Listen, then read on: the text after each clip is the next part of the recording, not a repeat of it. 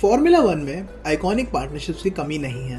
Proust and मैक्लेरन, सेना and मैक्लेरन, Schumacher and Ferrari, Hamilton and Mercedes, ये वो नाम है जो अपने ज़माने को डिफाइन करते हैं। लेकिन एक और लिस्ट है, एक डार्क लिस्ट, उन चैंपियंस की लिस्ट जो मारानेलो गए, सपने लेकर गए और लौट कर आए सिर्फ रिग्रेट्स लेकर।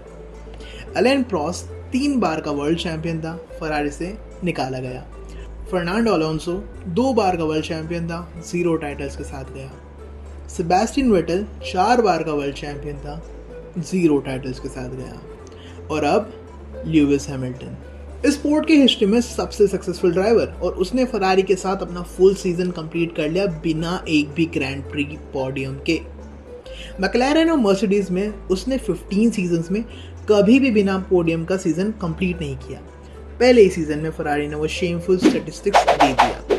आखिर क्या है फरारी में कि चैंपियंस वहाँ जाकर अपनी शैडो बनकर रह जाते हैं। जो टीम F1 हिस्ट्री में सबसे ज़्यादा चैंपियनशिप्स रखती है, वो चैंपियन को सिस्टमेटिकली तोड़ देती है।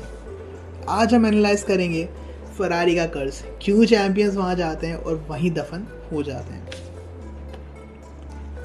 ये समझने के लिए कि फरारी चैंपियंस को क्यों तोड़ती है, पहले ये समझना पड़ेगा कि वहाँ का प्रेशर कैसा होता है।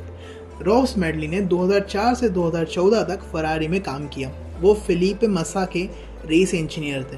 उसने मल्टीपल F1 टीम्स को अंदर से देखा है और उसके words about the Ferrari are very chilling.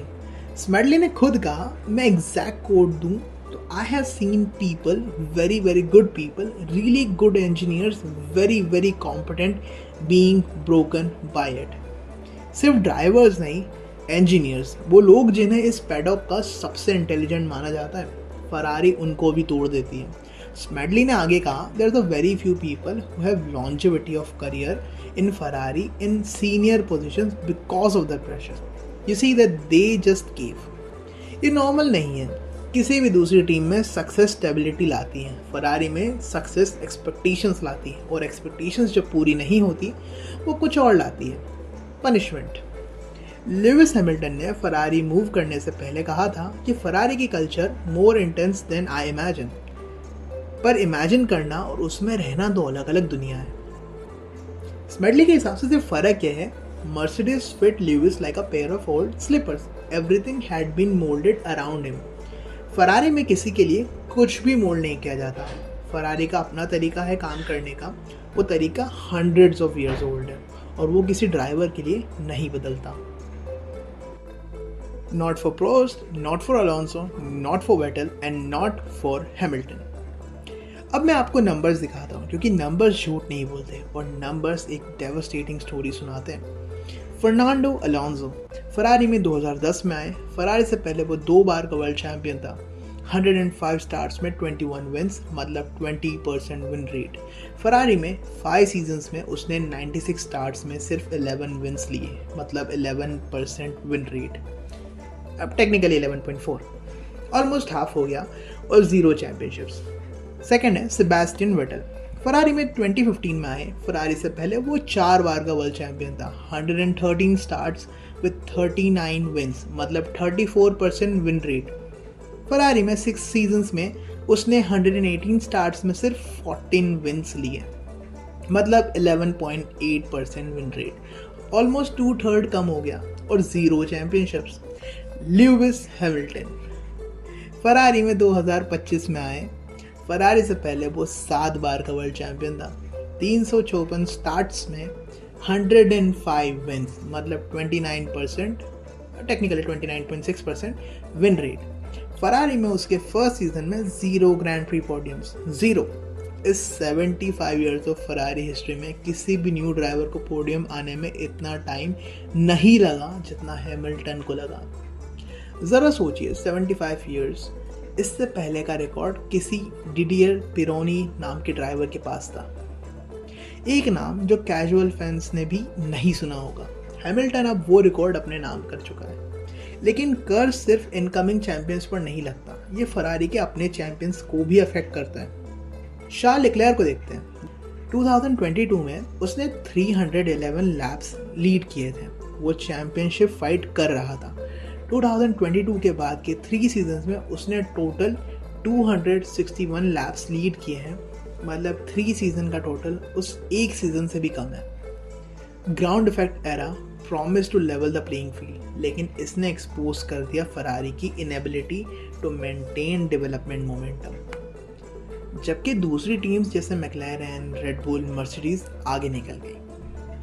अब मैं वो क्वेश्चन आंसर करता हूँ जो हर फरारी फैन पूछता है, आखिर क्यों ये होता रहता है? क्यों F1 की most famous team championship winning car नहीं बना पाती इस जनरेशन में?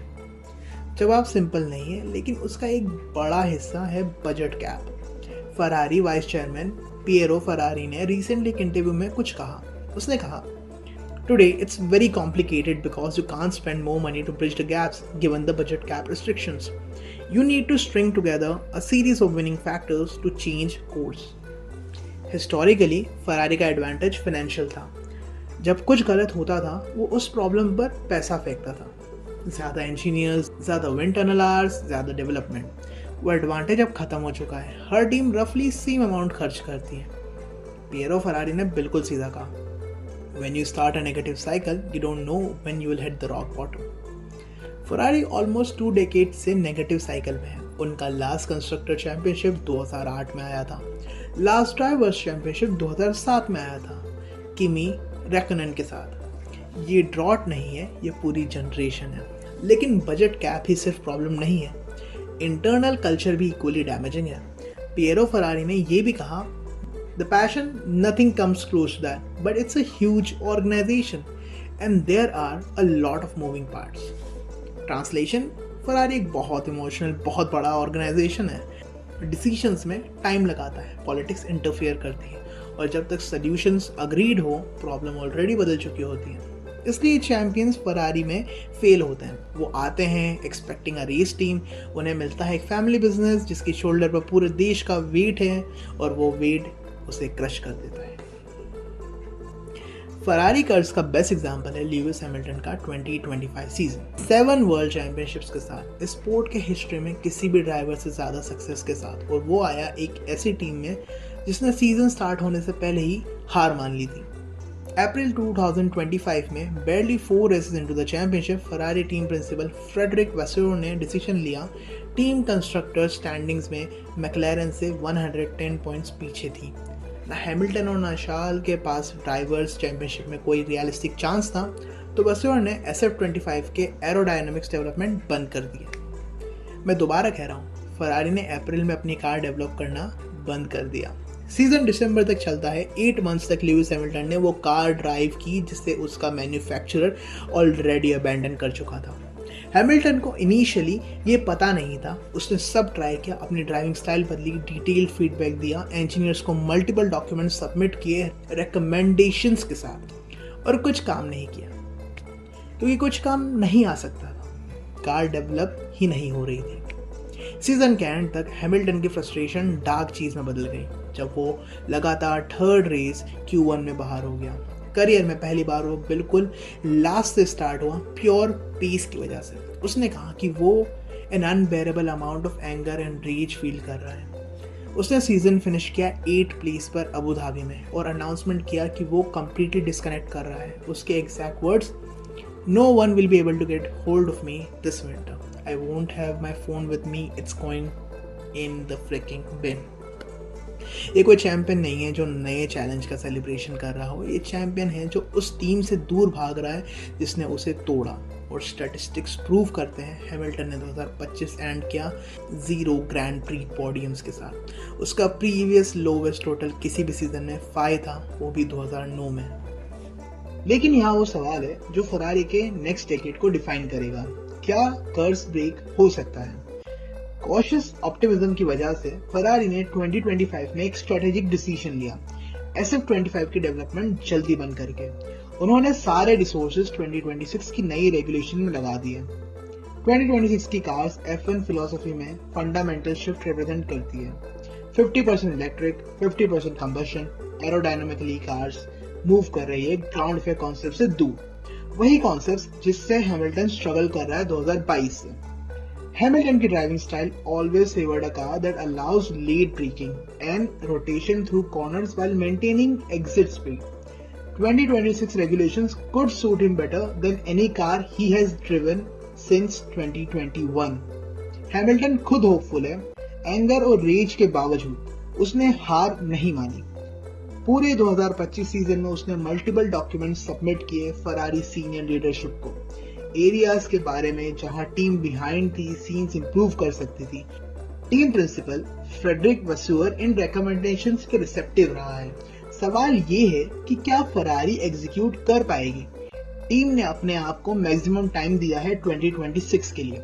उन्होंने 2025 कार डेवलप करना अप्रैल में ही बंद कर दिया। That is nearly a full year of focus on the new regulation. लेकिन फरारी के पास टाइम ऑलरेडी है। टाइम अलोन रिजल्ट्स गारंटी नहीं करता। फरारी को चाहिए वो चीज जो पिएरो फरारी ने आइडेंटिफाई की, a series of winning factors. उनके पास हिस्ट्री के ग्रेटेस्ट ड्राइवर में से एक है। उनके पास डेडिकेटेड इंजीनियरिंग टीम है। उनके पास रिसोर्सेज हैं बजट कैप के अंदर। जो मिसिंग है वो फाइनल पीस है, प्रेशर में एग्जीक्यूट करने की ability without breaking down. Rob Smedley ने सही कहा है, फरारी का प्रेशर बेस्ट इंजीनियर्स को भी तोड़ सकता है। ल्यूइस उस प्रेशर से इम्यून नहीं है, लेकिन अगर कोई उस प्रेशर को सरवाइव कर सकता है, अगर कोई उस प्रेशर को एब्जॉर्ब करके परफॉर्मेंस में कन्वर्ट कर सकता है, तो वो 7 टाइम वर्ल्ड चैंपियन है, जिसे प्रूव करने के लिए कुछ नहीं बचा है। हिस्ट्री चैंपियंस के साथ काइंड नहीं है जो फरारी चूज करते हैं। एलेन प्रोस्ट को निकाल दिया गया क्योंकि उसने कार को अनड्राइवेबल कहा। फर्नांडो अलोंसो गया 5 सीजन्स के बाद कुछ नहीं दिखाकर। सेबेस्टियन वेटल गया 4 कंसेक्यूटिव वर्ल्ड चैंपियनशिप से 14 विंस इन 6 ईयर तक, और ल्यूइस हैमिल्टन झेला अपने करियर का सबसे वर्स्ट सीजन अपने पहले अटेम्प्ट में। पैटर्न्स अनडिनाएबल है। फरारी चैंपियंस को तो ले लेती है, पर उन्हें डिमिनिश करके लौटाती है। लेकिन पैटर्न्स ब्रेक होने के लिए ही बनते हैं। माइकल शूमाकर ने पैटर्न तोड़ा 1990s के एंड और 2000s के स्टार्ट में। वो आया ऐसी फरारी में जिसने ऑलमोस्ट 2 डेकेड से चैंपियनशिप नहीं जीती थी। उसने डायनेस्टी बनाई, उसने प्रूव किया कि हो सकता है। आज सवाल यह है कि 2026 शूमाकर के राइज जैसा होगा या कर्स का नया चैप्टर।